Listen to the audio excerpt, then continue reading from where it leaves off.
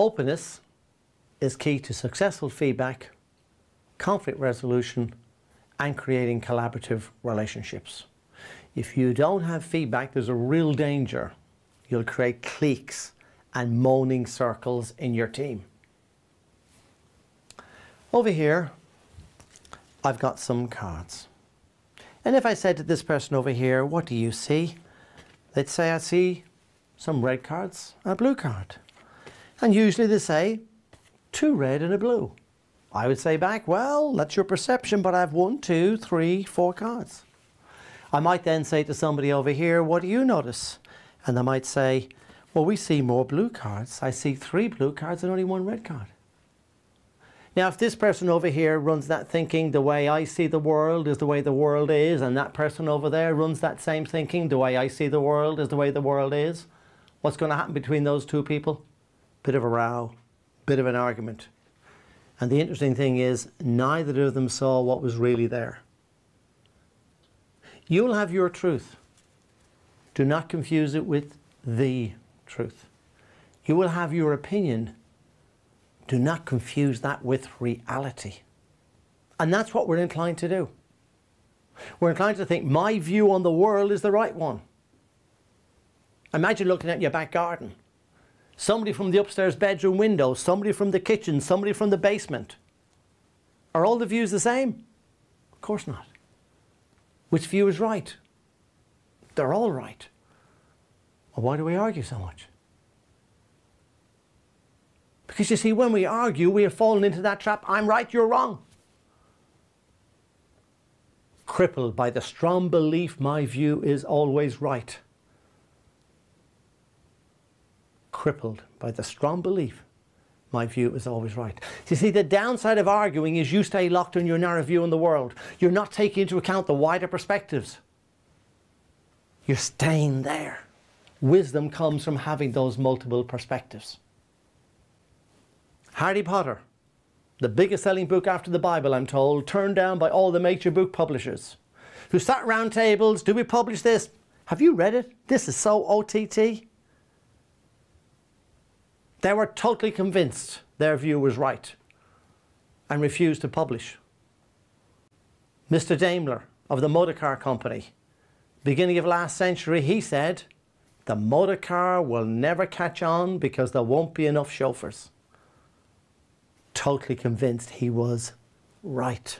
You see, if I show you my hand and I say, what do you see? You might say, well, I see some fingernails. No, there's no fingernails there. And you might say, well, I see hairs. No, there's no hairs. We've just different viewpoints on the one situation. When I'm convinced that I am right, I'm making the other person wrong. When you make the other person wrong, does this help openness between us? No, it's the language which closes down relationships. If you run right and wrong in your thinking, particularly when it comes to conflict, I'm convinced I am right, you are wrong, you must change. And of course the other person is in that same position. They're convinced they are right, you are wrong, and you must change. And if we're running that in our thinking, I am right, you are wrong, you must change, is that the mindset to resolve conflict or create it?